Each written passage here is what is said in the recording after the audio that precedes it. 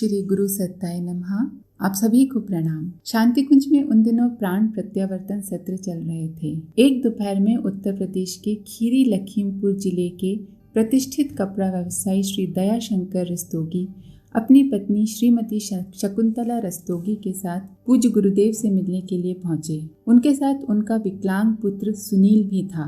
गुरुदेव ने उन्हें प्रेम से बिठाने के साथ घर के हाल समाचार पूछे। उत्तर में सुनील की मां श्रीमती शकुंतला ने बताया, गुरुदेव, मेरे 3 लड़के और 2 लड़कियां हैं। ये सुनील ही सबसे बड़ा है। इसी के साथ ही उन्होंने सुनील के विकलांग होने की सारी कथा सुना डाली। श्री दयाशंकर जी ने बताया, गुरुजी, ये लड़का जन्म के समय तो स्वस्थ सामान्य था, पर जन्म के 15वें दिन इसे तीव्र ज्वर हुआ। तब से यह हाल हो गया है। चिकित्सा के सारे प्रयास भी निष्फल हो गए। सारी बातें सुनने के बाद गुरुदेव ने सुनील की ओर देखा। 11 वर्षीय इस बालक के चेहरे पर एक अद्भुत भोलापन था। उसकी आंखों में एक अनूठी चमक थी। गुरुदेव ने सबको समझाते हुए कहा, जन्म जन्मांतर के कर्म प्रारब्ध का रूप लेते हैं और ये प्रारब्ध ही अच्छी बुरी परिस्थितियों के रूप में प्रकट होता है। बुरे प्रारब्ध को धैर्यपूर्वक सह जाना तप है। तुम्हारा बच्चा यही तप कर रहा है, पर तुम निराश न हो। हम इसे प्रतिभा का वरदान देते हैं। यह विकलांग होने के बावजूद किसी पर बोझ नहीं बनेगा। स्वयं कमाकर खाएगा और तुम लोगों का नाम भी उज्जवल करेगा। इसके कारण लोग तुम्हें और इसके भाई बहनों को पहचानेंगे। गुरुदेव की बातें सुनकर सुनील के माता पिता को आश्चर्य हुआ, पर उन्हें गुरुदेव की तप शक्ति पर श्रद्धा थी और सचमुच घर पहुंचकर सुनील में चित्रकला का अंकुरण हुआ। पूज्य गुरुदेव का वरदान साकार होने लगा। उसकी बनाई पेंटिंग्स चर्चित एवं प्रशंसित होने लगी। रेडियो एवं टीवी पर उसकी वार्ताएं प्रसारित हुईं। समाचार पत्र समय समय पर उसके व्यक्तित्व एवं कर्तव्य को प्रकाशित करने लगे।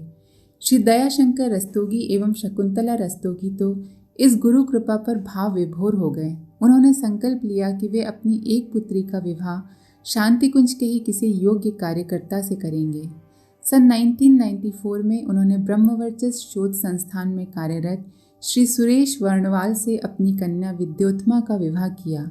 गुरुदेव की कृपा के प्रति निष्ठावान सुनील रस्तोगी अपनी अनुभूति महात्मा सूरदास के इन शब्दों में बयान करते हैं, जाकी कृपा पंगु गिरी लांघे। राजनांदगांव शहर के बाबू भाई मानिक की अनुभूति उल्लेखनीय है। उन्होंने बताया कि उन्हें संतान नहीं थी। गुरुजी हमारे घर में आए तो उन्होंने भोजन करते हुए पूछा, क्यों बाबू भाई, तुम्हें संतान नहीं है? मैंने कहा, नहीं गुरुजी। तो पूछा, तुम्हें कामना भी नहीं है? मैं बोला, नहीं गुरुजी, अब हमारी कोई कामना नहीं है। तुम्हें नहीं होगी, माताजी को बुलाओ। पूज्य गुरुजी ने कहा। मैंने अपनी धर्मपत्नी को बुलाया। धर्मपत्नी से गुरुजी ने पूछा, क्यों माताजी, तुम्हें संतान पाने की कामना नहीं होती? वे बोली, नहीं गुरुजी।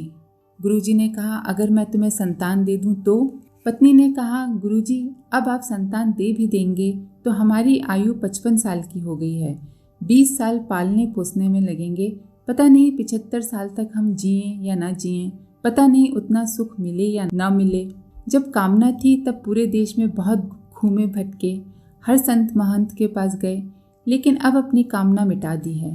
पूज्यवर खुश हुए, कहा, बहुत अच्छी बात। भोजन के बाद गुरुजी ने हमें गायत्री माता की मूर्ति के पास बिठाया और बोले, माताजी मांगो, क्या मांगती हो?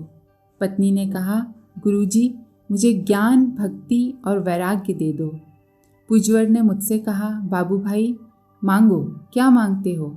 मैंने भी यही मांगा, ज्ञान, भक्ति और वैराग्य। पूज्यवर ने हम दोनों के सिर पर हाथ रखा और 10 मिनट तक रखा। ऐसी दिव्य अनुभूति हुई कि संसार भर का सारा सुख वैभव उसके आगे मिट्टी के ढेले जैसा लगा और जिसकी चर्चा सत्संग में सुनते आए थे वह दिव्य आत्मानंद, परमानंद, ब्रह्मानंद की अद्भुत अनुभूति हुई। उस दिन के बाद से ऐसा हुआ कि अपने आप संत, मुनि एवं ऋषि स्तर की आत्माएं हमारे घर आने लगीं। उनसे अमृत ज्ञान उपदेश मिलता रहा। उनकी सेवा में समय बीता और पदार्थों से वैराग्य सा हो गया तो खूब सारा दान पुण्य करते रहे। जो मांगा वो गुरुजी ने दे दिया। हम तो धन्य हो गए। शांति कुंज के श्री महेंद्र शर्मा जी बताते हैं, उन दिनों मैं शांति कुंज में निर्माण विभाग में था। मजदूरों के साथ 24 बार गायत्री मंत्र बोलता था तथा उन्हें बताता था कि पूज्यवर साक्षात शिव के अवतार हैं। एक दिन कुछ मजदूरों ने कहा, भाई साहब, हम लोग नीलकंठ जा रहे हैं, आप भी चलिए ना, पिकनिक भी होगी, आप होंगे तो अच्छा लगेगा। मैंने उनसे कहा, मुझे गुरुदेव ने मना किया है, कहा है उत्तर दिशा में नहीं जाना। वे सभी मन मारकर चले गए। कुछ वर्ष बाद मेरे मन में भी वहाँ जाने की इच्छा हुई। माताजी के पास गया तो वहाँ 10-12 बहनें बैठी हुई थीं। मैं वापस जाने लगा। माताजी ने कहा, लल्लू जाना नहीं, 1 मिनट रुको। क्यों आए हो? मैंने कहा, माताजी नीलकंठ जा रहा हूँ। क्या है वहाँ? माताजी ने पूछ लिया। मैंने जवाब में कहा, माताजी शंकर जी का सिद्ध पीठ है। माताजी गंभीर हो गई। वह कहा, ना बेटे, तू मत जा। तेरा अगर श्रद्धा विश्वास है तो तेरे शिव पार्वती हम ही हैं।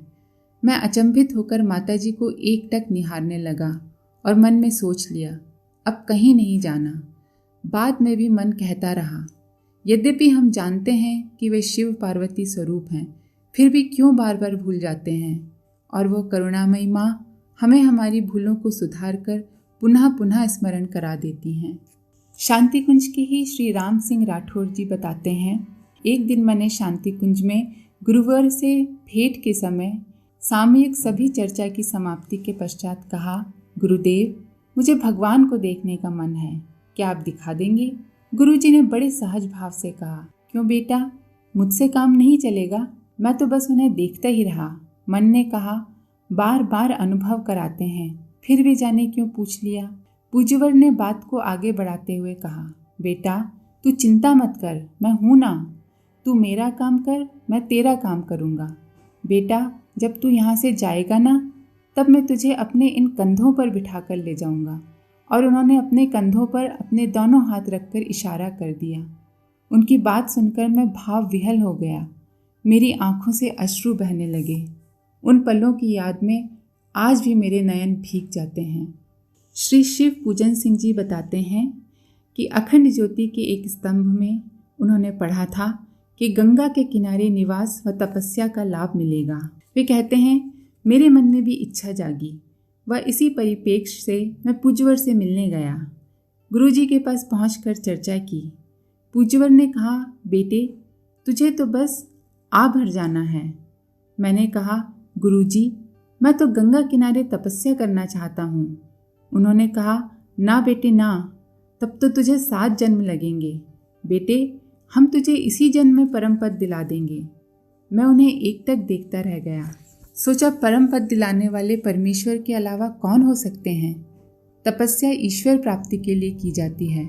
जब वे स्वयं मिल गए व कह रहे हैं, अर्थात तपस्या से पहले ही वरदान मिल गया, तब वे जो कहते हैं उसे करने में क्या नुकसान है। यह सोचकर मन ही मन उनका कार्य निरंतर करने का संकल्प ले लिया। शांति कुंज के श्री काली शरण शर्मा जी बताते हैं कि एक बार पूज्यवर ने कहा, ये लाल मशाल का चित्र देख रहे हो, इसके नीचे लाखों लोग खड़े हैं, इसमें मैं तुम्हारा भी फोटो देखना चाहता हूँ। ये जन श्रद्धा का हाथ है, पीछे भगवान का कार्य तेज गति से चल रहा है। ज्ञान का आलोक प्रज्ञावतार नित्य क्षण पुष्ट हो रहा है। मैं तुम सब लोगों को प्रज्ञावतार का एक अंश बनने की छूट देता हूँ। इस प्रकार उन्होंने ज्ञान रूप स्वयं के प्रज्ञावतार होने का परिचय दिया। साथ ही कार्यकर्ताओं को यह भी संदेश दिया कि आप भी चाहें तो युगानुरूप प्रज्ञा अभियान में भाग लेकर अपने सौभाग्य को जगाकर प्रभु के अभिन्न अंग अंश बन सकते हैं।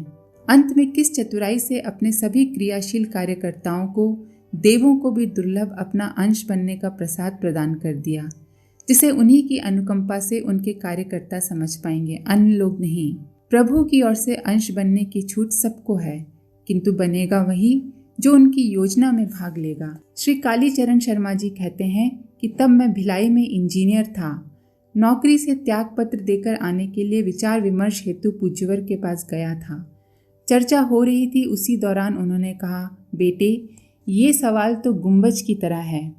तू कहेगा कि ना करूं या करूं, तो जवाब आएगा करूं करूं करूं। तू कहेगा करूं ना करूं, तो जवाब आएगा ना करूं ना करूं ना करूं। बेटा तू कर ही डाल, तू यहाँ आ ही जा। क्योंकि भविष्य में आय का स्रोत नहीं था, अतः मैं त्याग पत्र देने हेतु बार बार सोच रहा था, किंतु उनके इतने शीघ्र निर्णय की बात से मैं भौचक हो गया व अंत में शांतिकुंज आने का निर्णय ले लिया। आज उनका कथन सत्य है, अन्यथा पश्चाताप की ज्वाला में अवश्य जलना पड़ता। आप सभी का धन्यवाद। ओम शांति। हमारे YouTube चैनल को सब्सक्राइब करें और बेल आइकन को दबाकर ऑल पर क्लिक करें ताकि नोटिफिकेशंस आपको मिलती रहें।